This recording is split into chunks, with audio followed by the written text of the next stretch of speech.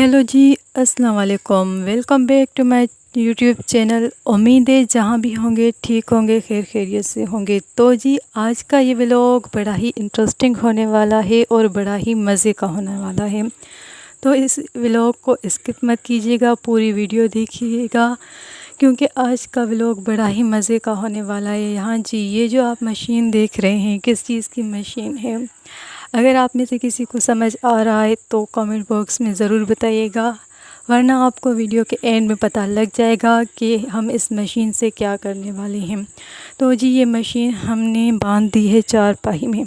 वैसे तो ये मशीन जो है ना वो नट से फिट होती है, लेकिन इसका नट जो है वो लूज़ हो गया है, इसीलिए हमने इसको रस्सी से बांध दिया है। और हम इनसे इस मशीन से क्या करने वाले हैं तो देखते रहिएगा। उम्मीद है आपको मेरा व्लॉग पसंद आएगा और बड़ा ही मज़े का व्लॉग होने वाला है। तो जी आज हम अपने घर में बना रहे हैं सवैयाँ, और घर में सवैयाँ कैसे बनती हैं ये देखने के लिए इस व्लॉग को पूरा देखिएगा, ताकि आपको पता चले कि हम लोग घर में सवैयाँ कैसे बनाते हैं, और वो सवैयाँ जो बाज़ार की सवैयों से भी कई गुना बेहतर और मज़े की बनती हैं। और सबसे पहले हम बनाएंगे ये गंदम के आटे से, जिसको मैंने कपड़े में छान लिया है। मलमल का कपड़ा हो या सिफून का कपड़ा, उसमें से मैंने इस आटे को छान लिया है, क्योंकि ये आटा मैंने 2 दिन पहले छान लिया था और आज मैं इसको बना रही हूँ। और मैं आटा गूँधने लगी थी, और ये गंदम का आटा है। ये देखें, इसी तरह से ये आटा गूँधा जाता है जिस तरह से अभी मैं गूँध रही हूँ।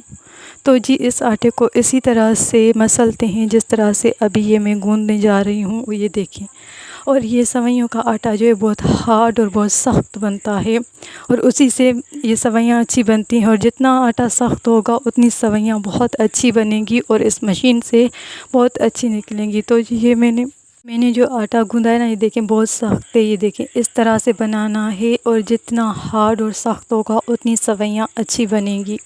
तो मैं आटा गूँध रही हूँ और मैं आपको दिखाऊंगी कि हम सवैयाँ कैसे बनाते हैं।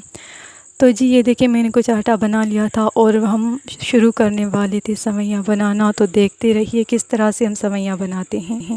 वैसे भी अभी तो ये सवैयाँ हम बाज़ार से भी लेकर आते हैं, लेकिन जो हमारे बड़े थे, हमारे बड़ों के जो बड़े थे, वो भी ये सवैयाँ घर पे बनाते थे। जब भी ईद आती थी तो उनके मतलब हमारे घर में बड़े लोग जो होते थे वो सवैयाँ घर पे बनाते थे, और वो बड़ी मज़े की और बड़ी ही अच्छी बनती हैं। और मुझे आपसे यही कहना था कि आई एम सॉरी मैं व्लॉग्स नहीं बना पाई, क्योंकि माह रमज़ान का महीना था, इबादतों का महीना था, और शुक्र है खुदा का कि हमारा वक्त भी इबादतों में गुज़रा, तो मैं कोई भी व्लॉग नहीं रिकॉर्ड कर पाई। और ये कि हमारे घर में इतना ज़्यादा शोर होता है कि व्लॉग बनाने तो बिल्कुल भी इम्पॉसिबल हो जाता है, इतना शोर होता है।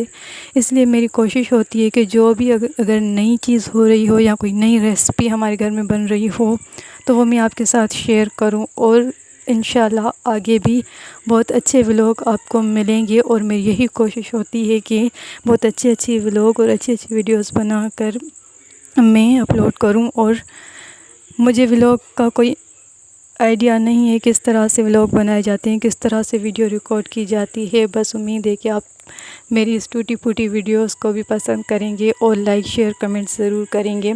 तो जी ये देखें, सवैयाँ निकलना शुरू हो गई हैं, और अभी ये सवैयाँ निकलेंगी बहुत जब नीचे तक आएंगी ना।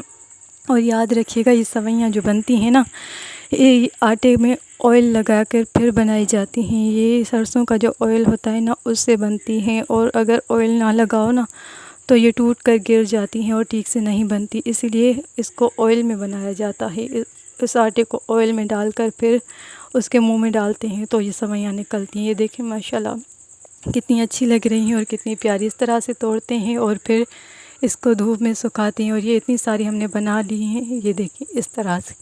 फिर हमने चारपाई रख दी थी जिसके ऊपर हम ये सवैयाँ सुखाने के लिए रख देते हैं। ये देखें, अभी मैं इनको पलटने लगी हूँ और देखने लगी हूँ कि सूख गए हैं, इसीलिए मैं इसको पलटने लगी थी कि सूख गई हैं तो नीचे से भी सूख जाएं। लेकिन ये कुछ गीली थी, अभी सही तरह से नहीं सूखी थी, और कुछ सूख गई थी तो उनको मैंने पलट दिया।